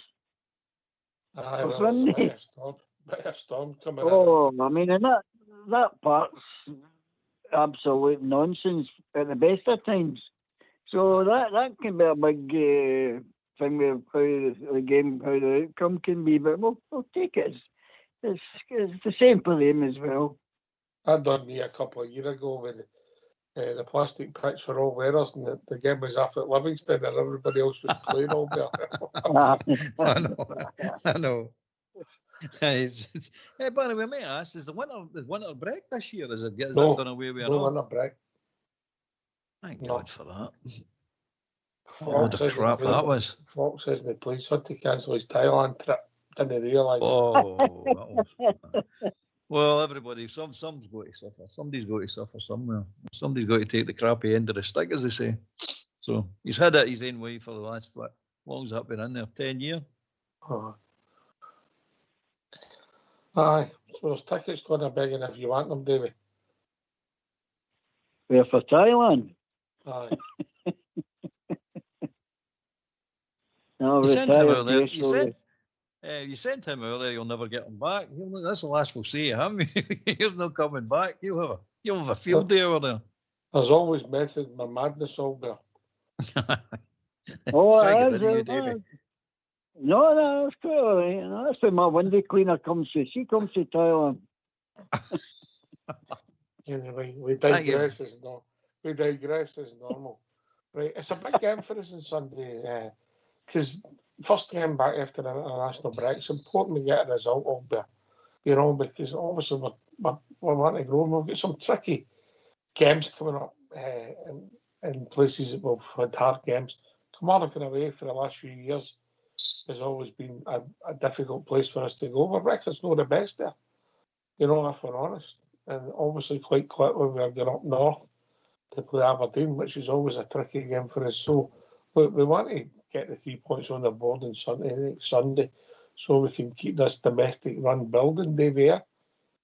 Yeah, well, you're spot on because you've got to get the points in the bag. That's the main thing. Because you can't think I want to get a good entertaining game. That's not going to be that. You're not going to get that against Kilmarnock, and you're not going to get it against Hawthorn, especially at Ibrox. So it's getting the points and keeping that team fit and getting them to try and get a bit of gel together and just take it from there. But I know for a fact if this doesn't go to plan, all the knives will blow out again. He's got to go. That's not the answer. I know that sounds negative what I'm saying, but it's not the answer. You just take it. You take every game as it comes and deal with it. We have not got a team, at the moment, a regular squad who are getting a regular game together. And until that settles down and we can get a bit of consistency, things is going to be, as she says, there'll be good times and bad times. So that's exactly where we are, in between good times and bad times. If I had a magic wand at the moment to try and fix your team, the first place I would tap on is the centre forward, mate. I think that's, I don't dislike this, but I find them very frustrating, Albert. We've talked about them earlier on. You gave your views. That would be my first. We need somebody in there that can do the basics and chip in with goals. Besser's goal scoring record isn't bad, Albert. It's when he scores and who scores against me. That's the problem, isn't it? Well, he did score goals, mate, and you can't argue that. But no, to me, he's just a bad. Just to point out against Sunday's game, I mean, there's four things that we take into consideration that you guarantee there's going to be a crap game down here. One's the pitch. 2, it's a 12 o'clock kickoff. 3, it's the weather. And 4, we're just off an international break. I mean, they 4 things put together, you can guarantee that's going to be stinking on Sunday. Aye. I'm not a fan of the pitches. I've said it before on here, I'll say it again. I don't think they should be allowed in the top flight, David. Well, I just think it's one of these parts that if you're going to pick up an injury, that's where you'll get it. And it's infamous for that. No matter whether you're talking about Livingston or Kelly, there's been more injuries on these plastic parts than there is on grass parts. They should not be at that level. They shouldn't be at any level, even the lower divisions. It's a nonsense. And they're all weathered, but that's farcical. Farcical. We've had a few players injured down there, Ox, have we not? Aye. Cortez was a start, wasn't Templeton, I know. He got injured down there, didn't he? Wycombe. Aye, he got injured down there or not. It's Murphy. Aye, Murphy never come back. I think he would have improved Gerrard's team and all, you know that. Yeah? I think he would improve because he worked hard and he could score goals, Jamie. Aye. But it's that football part. It's ridiculous. And that's our team. I'm not sure about other teams, but I'm sure there's other players up and down the country who's been injured on that part. And it can't be a coincidence, mate. It's definitely the part. The part is dreadful. It's the only part I've ever seen when the ball comes out of the air, it bounces back the way. It's a spin shot, mate. The goalkeeper kicks it out and it bounces you a halfway line and bounces back towards him again.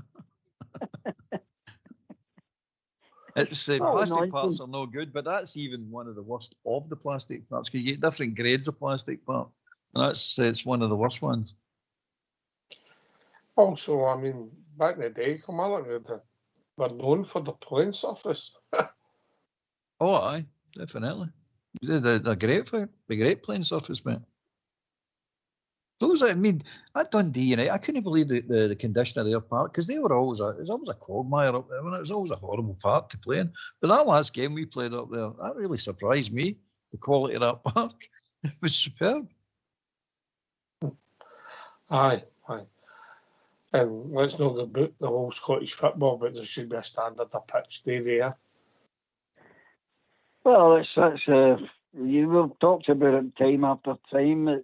That's your Scottish, that's your the monkey mob who run it. I'm afraid that'll never change because you're going to be stuck with them for a long, long time, and that's the way it is unless they get relegated. Like Livingston.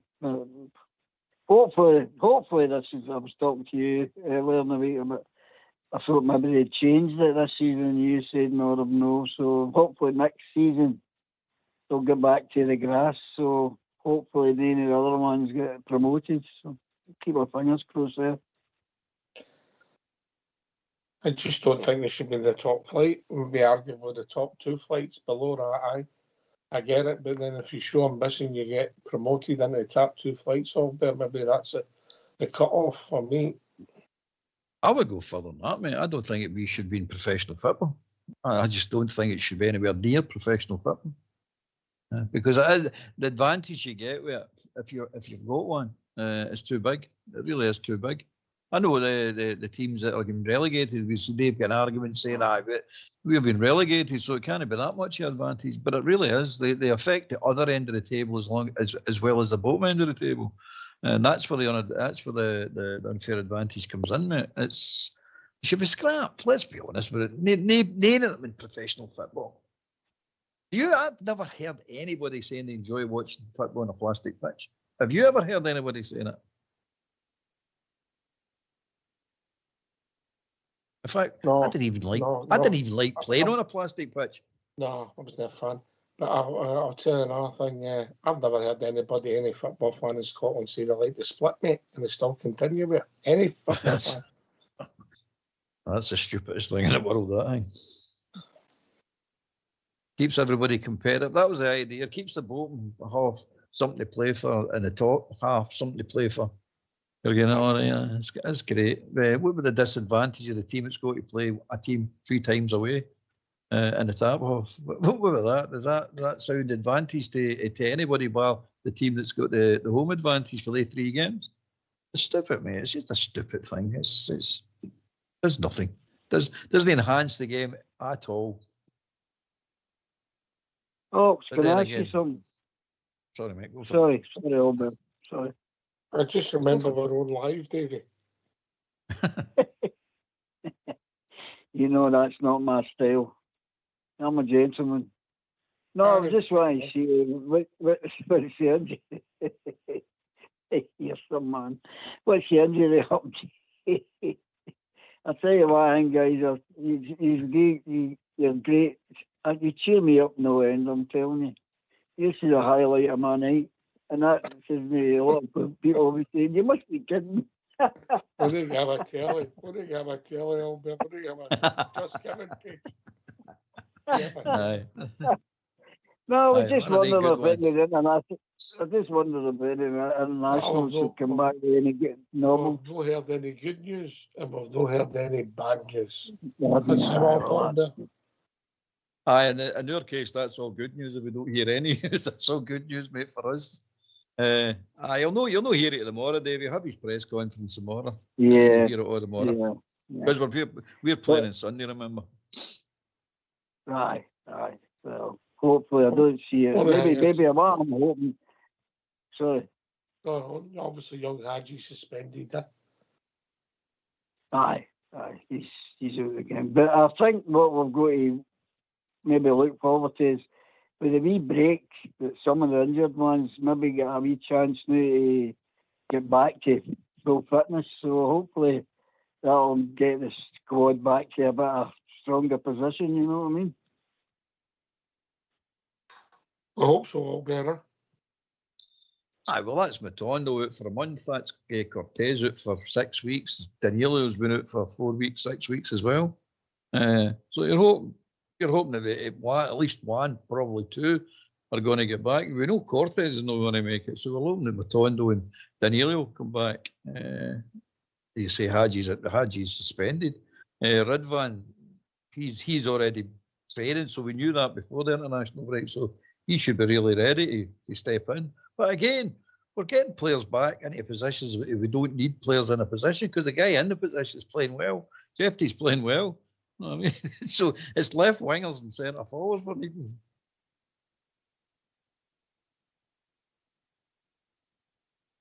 We need better. He's also going. Sorry. On you go, David. He's also going to pick a team that, if he's playing any of these players that had injuries, he's going to look at it and say, do I take a risk? Do I put them on that back? And I don't think he will. Because you can be as fit as a fiddle and still pick up a novel. But if you've got sort of ongoing injury doubt and you're injured regular, I don't think Rugby Park's the place to get a game. Not till you played a few more games. It's not the best reputation, you know. It's definitely a slightly different game out there, isn't it? It's a bouncing up ball, isn't it? Unless you're doing it regular. Cortez, he slipped. He went to sprint and he slipped. And that caused his injury. It's all different weird things in that pitch. It's mistimed tackles, Cortez slip, your studs or whatever you're wearing, sticking in the grass, it's sticky. It's all weird injuries you get on that part. But see, every game we play now, whether it's that part or any other part for that matter, we're always talking about injuries before it. We're always talking about, we don't want to take injuries during it, and then we're always talking about injuries after it. You sit going, are we the only team at tops like this? We're free to play football games because so many of our players are going to get injured. They might get injured, they're going to get injured. I always walk off with somebody injured, and every single game, somebody's injured. It's I don't know, it's weird. It's beyond the pale at times. It's a bit bizarre, you know. A bit bizarre. We'll get Danilo, we'll get Matondo, and we'll get Ridvan. Left side in the centre forward. And we need that competition for Dessers. We need the competition. We need somebody pushing them or replacing them. Eggman looks as if the jury's out there, young, raw. You never know. The manager might put him in. You just don't know if he's burning it up in training. But a couple of games he's been involved, the last 2 games, he's been pretty anonymous, if I'm being honest. Aye, he was. Aye. Yeah, he came on. Was it Dundee United? He came on. We're all raving about him, yeah. Aye, it was. I mean, this looks like a real deal here. But and then he just seems to. Well, I suppose that's football fee, but you know, you can be in and out like that. But wait and see, guys. Wait and see. I know we don't want to heap too much pressure on the boy. I mean, let him develop, let him settle in. He's still young. He's still to settle in a new country. I don't think he speaks English yet. So he's got a few things to overcome. Plus, I don't think he's played at this level for any other team. So. But we'll see where it goes. He showed enough to say that it's worth to keep going with. Anyway, David, last word of the evening. Aye, great guys. Pleasure always is mine to listen to these, and hopefully come Sunday we'll be coming back up the road with 3 points in the injuries. So thanks for having us tonight, guys, and God bless the Jails, and good night. And listen, David, if I don't catch you before Christmas and your birthday, you have a good couple of days, mate, all right? Don't you worry, you'll not get away with it. You'll not get away with that, Olgin. I'll tell you. I'm on your case. See you later, again. Cheers, David. Albert, last word. Aye, good being on yourself and all, Davy. Backroom troops. It was interesting, mate. Interesting. Any callers, but apart from Davy, that is, and thanks for that, Davy boy. But still, an interesting conversation, mate. As we're all over the place. International football, British teams, a lot, mate. We had a lot. But I enjoyed it tonight, mate. Enjoyed it. Aye, I'll not ever think about that British 11, mate. Oh, it's difficult. Have one ready for the next time, eh? We'll do that.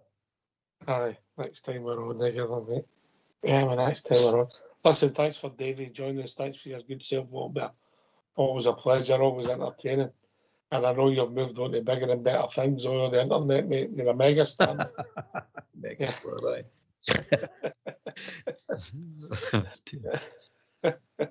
Thanks to Fox and Old School Blue for doing the technicals, everybody will be listening. Rangers Radio will be back tomorrow night between 8 and 10, talking about all things Rangers. And of course, we will have the one and only Southside Super 6. Thanks for listening. Take it away. Old School Blue.